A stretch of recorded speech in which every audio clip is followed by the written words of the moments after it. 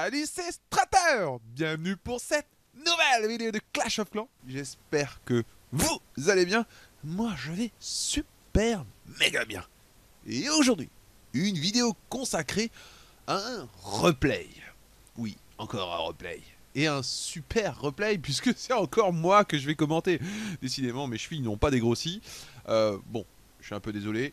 Mais c'est moi que j'ai choisi parce que il s'est passé quelque chose d'extraordinaire, d'épique. Et pour vous raconter cette histoire légendaire, je vous mets une petite musique d'ambiance.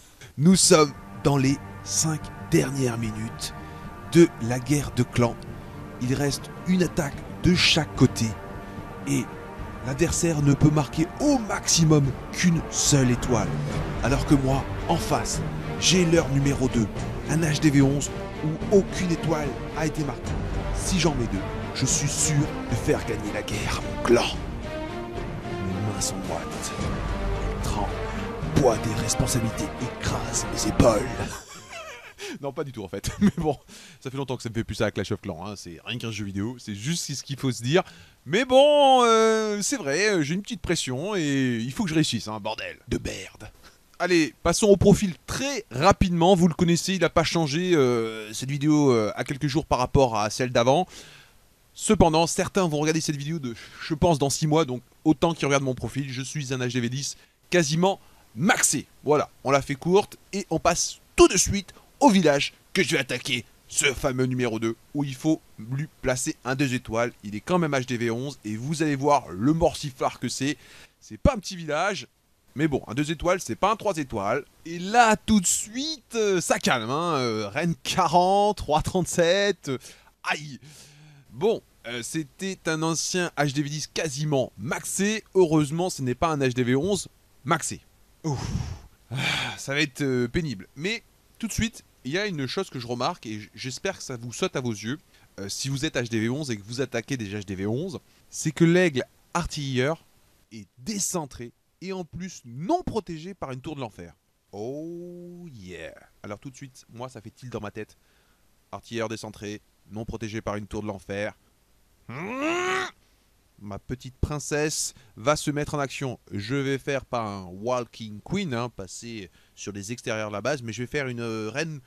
Ah, je vais inventer encore un nouveau terme, j'adore inventer de nouveaux termes. Une reine perceuse. Oui, une reine perceuse. Avec ses petites copines les guérisseuses, on va aller chercher cet aigle artilleur, c'est sûr. Hein, si on a la possibilité d'enlever cette tour très rapidement, ça serait cool, parce que ça tape très fort, ça tape en zone, sur quasiment toute la carte. C'est un petit peu la fête cette tour, et en plus vos golems ressemblent à de vulgaires petits barbares. Donc, on va me faire une petite reine perceuse. Ah, d'ailleurs au passage, parce que je crois que j'ai vu certains qui ne connaissaient pas cette astuce, l'aigle artilleur ne tire pas tant que vous ne déposez pas au moins 150 de population. Sachant que les héros comptent pour 25 de place, hein. Donc en gros, vous faites une reine et 4 guérisseuses, l'aigle artilleur, il tire pas. Olé, c'est cool ça à savoir, hein. Ceux qui ne savaient pas, alors là, ils font des bons sur leur chaise. Bon, ensuite, la première chose que l'on doit faire quand on attaque un HDV11, c'est d'abord repérer tous les bâtiments qui ne sont pas réellement protégés. Par exemple, sur ce village, la caserne noire à gauche, qui n'est pas protégée aériennement, donc une petite gargouille pourrait se la faire. Ou par exemple, l'archer pourrait se faire la mine d'or au nord. Parce que je vois trop souvent des HDV10 attaquer des HDV11, avoir quelques unités de grattage et les envoyer après leur attaque, alors que l'aigle artilleur qui protège tout le village, une fois enclenché, va les décimer très rapidement et ne les laissera pas gratter. Grattez d'abord face à un HDV11, puis envoyez votre attaque. D'accord ? Moi, je vous rappelle que j'avais pour objectif de détruire l'aigle avec ma reine perceuse. Il est vrai qu'on devrait penser en cas d'échec et dire « Bon, bah, s'il tombe pas, mieux vaut que je gratte avant. » Or, je n'y ai pas pensé. J'ai fait une petite erreur, je l'avoue. Bon, revenons à nos guérisseuses à la fraise tagada. Elle est pas mal celle-là. Alors, qu'est-ce que je vais dire ? Il existe plusieurs angles pour rentrer sur cet aigle artilleur. Et là, je dois déterminer lequel est le plus intéressant. Alors, regardez. J'ai le choix. Cet aigle artilleur est dans ce compartiment. Pour atteindre ce compartiment, je peux passer par celui-là, par celui-là, par celui-là, par celui-là, et par celui-là, et même par celui-là, et voilà. Hein. Alors, je peux déjà éliminer cette solution, là, à droite, complètement. Parce qu'il y a la tour de l'enfer au passage. Elle va empêcher la régénération de ma reine. Donc, on peut enlever déjà cet angle. Donc, il me reste quand même tous ces compartiments-là. Voilà, ces 5 compartiments. Lequel va subir le courroux de ma reine? Ah, bonne question. Eh bien, c'est super simple à déterminer.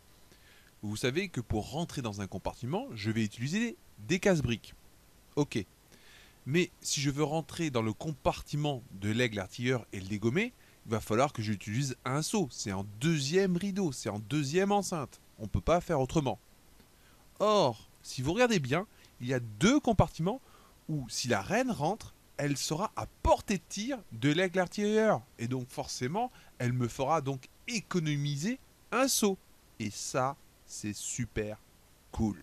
Bon, je vous épargne les détails auxquels j'ai pensé pour ma reine perceuse, pour bien la faire. Hein, vous allez découvrir ça dans le replay, je vous ménage le suspense. Maintenant, passons au push. Vous savez, cette équipe qui doit aller dégommer l'HDV. Hein. C'est pas la reine perceuse qui va y aller parce qu'il y a des tours de l'enfer autour. Donc c'est lui qui doit aller dégommer ça. Eh bien, le chemin le plus court est toujours le meilleur. Oh, quoique, c'est souvent faux. Bref, donc par où doit passer mon push pour aller dégommer l'HDV? Eh bien, regardez, il y a des ouvertures là et là. On va économiser des sauts, on va passer par ces ouvertures. Bon, c'est une invitation au piège, mais c'est pas grave. Je vais passer par ces ouvertures. Alors, celle de gauche ou celle de droite? Eh bien là aussi, ça me paraît évident. La reine va arriver de la droite. Autant que le push s'appuie sur les destructions de la reine pour faciliter son entrée. Hein, alors qu'à gauche, eh ben, il serait seul au monde. Bref, donc, mon push va être côté droit. J'ai déterminé l'angle de mon push, j'ai déterminé ma petite reine perceuse. Ben voilà, le plan est simple, j'avoue, très simple. Mais souvent, simplicité rime avec efficacité. Allez, place au live. Let's go! Allez, on est parti pour cette attaque de Strater versus Couille à germe. Couille à germe, mais c'est pas possible. Bon, il faut pas rire, on est sérieux. Allez, on pose la petite princesse. Et oui, elle est level 40 maintenant, on l'appelle comme ça. Donc, qui va dégommer directement la canonne. On casse les briques, il n'y a pas d'effet de zone, donc très facile à placer. Tiens, une petite Tesla qui apparaît. On s'en doutait à cet endroit-là, hein, cependant. Et la canonne qui disparaît. La reine qui va pouvoir régénérer tranquillement. Hein. Merci les fées. Ça se passe très très bien, on a cassé, allez maintenant on casse une petite cabane d'ouvriers. Alors le nid à point de vie qui va être cassé. Il a fallu peut-être décoller la reine pour qu'elle s'apprenne pas à ce truc là. Mais bon, j'y pensais après. Allez, on attaque. Voilà, le rage qui est lancé parce qu'il y a le château de clan qui s'enclenche. Il faut pas avoir de danger, surtout qu'il y a en plus un Archix à tomber. Est-ce que l'Archix va tomber? L'Archix qui tombe. Oh la chance. Et pendant ce temps, le poisson qui fait l'effet, une sorcière 3. Et heureusement qu'il y avait poison, parce que là, s'il y a sorcière 3 et que vous n'avez pas poison, c'est la misère. Voilà, allez, le tour de Griffon qui tombe. C'est bien ça. Enfin, l'aigle artilleur d'ailleurs, plutôt on l'appelle comme ça. Et ça se passe nickel. Encore un rage claqué, oui, parce qu'il y a Reine 40 en face, malgré le poison. Oh, on a peut-être pu éviter cette utilisation. Allez, on pose, et oui, parce qu'elle est calée. Plus de problème, on pose le push. Double golem. Les sorciers pour limiter, pour cadrer l'attaque. Et on pose beaucoup de sorcières. Le roi 35 qui aurait bien aimé tourner mais il ne peut pas tourner parce que l'attaque a été bien limitée. La reine qui rentre dans le souffleur. Attention, attention, peut-être le premier problème de cette attaque. La tour de l'enfer en mode multiple qui touche la reine et qui empêche sa régénération. On claque l'ultimate, attention. Le gel, je rappelle, on le lance bien timé quand les troupes vont pouvoir avoir accès à cette tour, et c'est le cas. La reine qui cible la tour de l'enfer, bim, elle dégèle et bim, elle tombe. C'est un excellent timing de gel. Regardez là, il faut pas lancer le gel, il faut pas lancer le gel. Les troupes ne peuvent pas attaquer, le rage, et là on gèle. Ah, il a loupé l'Archix derrière. Ah, c'est pas parfait, c'est dommage. Et voilà, le HDV qui tombe. On a déjà le 2 étoiles. La mission est remplie. Et là, je me rends compte de quelque chose. Oh my god! J'ai tout ça de vivant. Les tours de l'enfer sont tombées. Oh my god! Non! Peut-être mon premier 3 étoiles sur un HDV 11. Je suis en train de dire, oh mon dieu, la reine 40 qui va rentrer dans un tas de tourelles. Mais là, il n'y a plus rien qui la menace. Ah si, il y a 3 tours, attention, il faut pas qu'elle tombe, parce que si elle tombe, on rate. Et non, la tour d'archer qui est tombée, là c'est bon, ça sent très bon le 3 étoiles. Le roi 35 qui est toujours vivant, beaucoup de sorcières en appui. Attention les murs qui posent problème. Mais là, la reine fait le taf, elle continue à faire le café. Et ça s'annonce très bien, on est à 80% de destruction, 84 même maintenant, c'est la fête. Il reste 46 secondes pour tomber ce village. Oh my god, attention, les petites guérisseuses qui sont ciblées par la reine de la tour d'archer, mais ça n'a aucune influence. Bien au contraire, même c'est tant mieux. À ce stade de la partie, allez, les golems qui tankent la dernière tour d'archer, donc tout est bien placé. Allez, on attend le 100%, mon premier 100% sur HDV11. Oh yes, c'est bon ça. Ah, ça fait du bien d'avoir une reine 40, hein. Allez. Oh, les guérisseuses qui se mettent en plus sur le roi. Question que genre je fasse une attaque farming derrière ou quoi. Allez, on est... Oh, attention le temps. Oh, attention le temps. Oh, attention le temps. 5 secondes, mais non, non, 5 secondes, il reste 2 bâtiments. 1, 0, non. Non, non, non. J'ai raté mon 100%. Oh mon dieu, ça me fait encore autant d'émotion de revoir cette partie. J'ai raté mon 100% face à un HDV11. Oh, j'y croyais. Voilà, comme quoi, parfois avec des plans simples, eh bien finalement, ça peut très bien se passer et avoir de bons résultats. Pensez au Go Oui Oui, la plus forte attaque pour assurer votre étoile. Pensez aux reines guérisseuses si vous avez une reine 30 plus en HDV10. N'hésitez pas. Si elle est que 30, mettez 5 guérisseuses, hein, quand même, assurez le steak.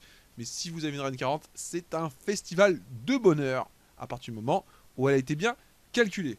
Voilà, je vous remercie d'avoir suivi ce replay. J'espère que vous avez aimé. N'hésitez pas à le mettre, hein, ça me permet de voir l'ambiance et de savoir si je suis dans le bon ou dans le mauvais. De mettre un commentaire parce que ça fait toujours plaisir, même si c'est parfois des insultes un peu gratuites. Oui, en ce moment, j'ai le droit, je vous assure. Et je les laisse. Hein, je suis pas en train de les, les effacer comme un mongolien. Voilà, la prochaine vidéo, très probablement un replay, un petit peu spécial. On verra ce que je vous prépare là-dessus. Mais en tout cas, je vous remercie d'avoir écouté jusqu'à la fin. Et pour se quitter, beau. T'as vu? Comme quoi, je peux le faire tranquillement. Allez, ciao les gars.